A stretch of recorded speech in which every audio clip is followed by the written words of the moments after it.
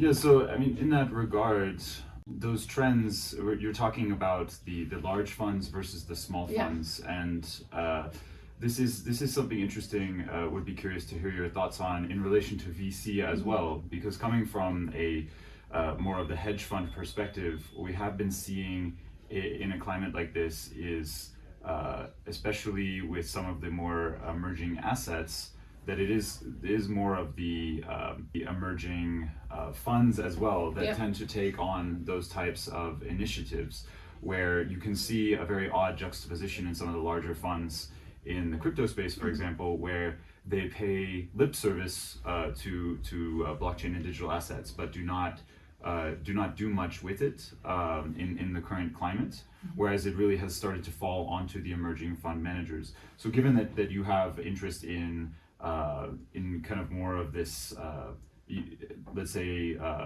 VC, and also that you have interest in ESG initiatives, social impact initiatives, how do you see the interplay between those interests? Oh, okay.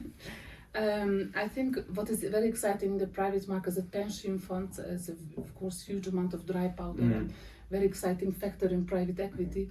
For the first time, they also allocate money for smaller managers, but only if it's related to ESG. And climate tech is the most popular.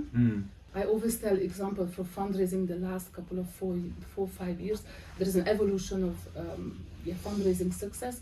And of course, it started with deep tech, VCs, they were very popular. Then you had, of course, AI is still very popular.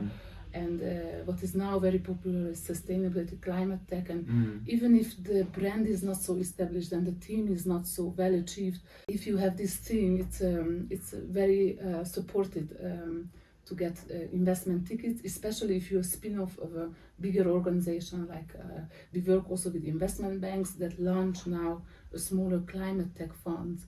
And therefore, for them, is the fundraising it's much easier than emerging managers without GP experience. Yeah.